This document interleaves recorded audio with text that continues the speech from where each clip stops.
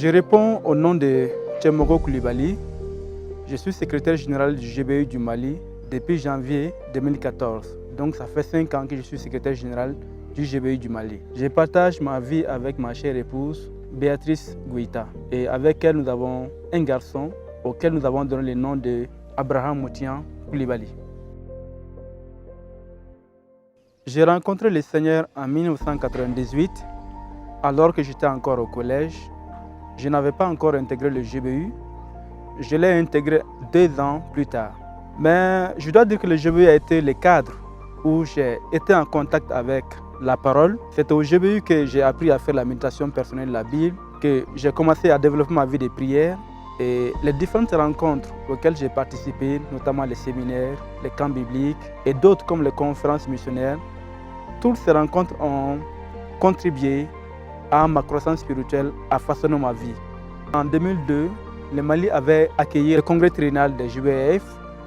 Et lors de ce congrès, il avait été demandé à tous ceux qui voulaient donner un temps au Seigneur après les études. J'étais effectivement un de ces jeunes qui avait pris l'engagement de servir le Seigneur après les études. Plusieurs années après, lorsqu'en 2007, le GBU du Mali devait envoyer quelqu'un au Sénégal pour le servir, le choix est porté sur moi. Et j'avoue que ça n'a pas été facile. C'est comme si j'avais oublié l'engagement que j'avais pris en 2002. Mais le secrétaire général de l'époque m'a beaucoup encouragé et d'autres frères. Et finalement, je suis allé au Sénégal. Et pendant que j'étais au Sénégal, le Seigneur m'a aidé à comprendre davantage qu'effectivement, il voulait que je le serve. Et donc, quand je suis rentré du Sénégal en 2009, j'ai occupé d'autres fonctions au niveau du GBU du Mali.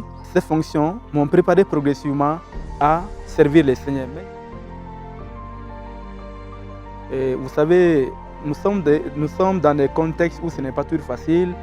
Lorsqu'on veut répondre à l'appel du Seigneur, parfois c'est la famille qui s'y oppose. Pour mon cas, ça n'a pas été facile. Et je suis le seul garçon de ma maman. Ma maman s'attendait à ce que quand je vais terminer les études, que je puisse commencer à travailler et pouvoir lui venir en aide. C'était une décision qui n'était pas facile à prendre. Le Seigneur m'a préparé à travers différentes circonstances, à travers les différentes rencontres comme les conférences missionnaires.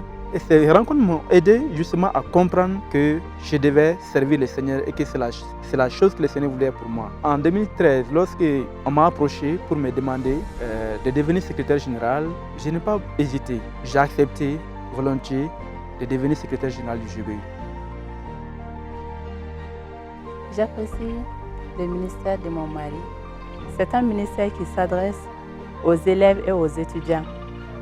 Il aide à transformer la vie des élèves et des étudiants afin de devenir des vrais disciples de Jésus-Christ et impacter la société. Parce que c'est Dieu qui l'a appelé à son service. Et si Dieu appelle, l'homme doit obéir. J'apprécie beaucoup et je vais le soutenir dans ce ministère. Parlant des défis, particulièrement les plus grands défis auxquels je suis confronté aujourd'hui, c'est arriver à trouver un équilibre entre le ministère et la famille. Vous savez, la fonction de secrétaire général implique beaucoup de choses. Ça coûte en temps, en énergie et ça implique des voyages aussi bien à l'intérieur qu'à l'extérieur du pays. Les risques que la famille prenne un coup au profit du ministère est très présent. Donc c'est un défi pour moi et j'essaie tous les jours de trouver un équilibre entre le ministère et la famille.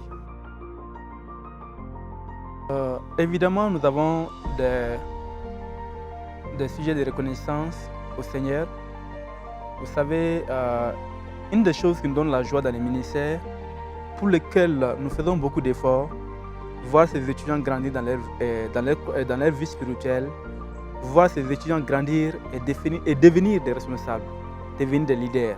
L'année dernière, lors de la journée des étudiants finalistes, un des étudiants a dit ceci: je me demande ce que j'aurais pu être si je n'avais pas rencontré le GBU à l'université.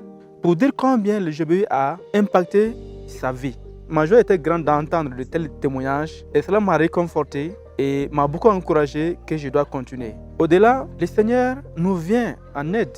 Le Seigneur pourvoit à nos besoins de tous les jours. Nous voyons la main de Dieu dans notre famille, jour après jour. Il nous accorde la santé, il nous accorde la nourriture, et il veille sur nos âmes, il veille sur nos allées et nos retours. Donc autant de choses pour lesquelles nous pouvons remercier le Seigneur dans notre famille et dans les ministères. Vous savez, dans le ministère, il y a des moments de joie et des moments de tristesse. Les deux vont ensemble. Mais j'avoue que dans notre cas, le Seigneur a toujours été fidèle. Le Seigneur nous a aidés à traverser des situations, des difficultés que je ne citerai pas ici. Mais le Seigneur est fidèle. Le Seigneur est bon et il est fidèle. Et je voudrais lancer cet appel à nos étudiants, à nos élèves et même à nos amis. La meilleure chose qui puisse exister, c'est de servir le Seigneur. Lorsque Dieu vous appelle à le servir, c'est un privilège. C'est une grâce que Dieu nous fait et que nous devons saisir. Merci beaucoup.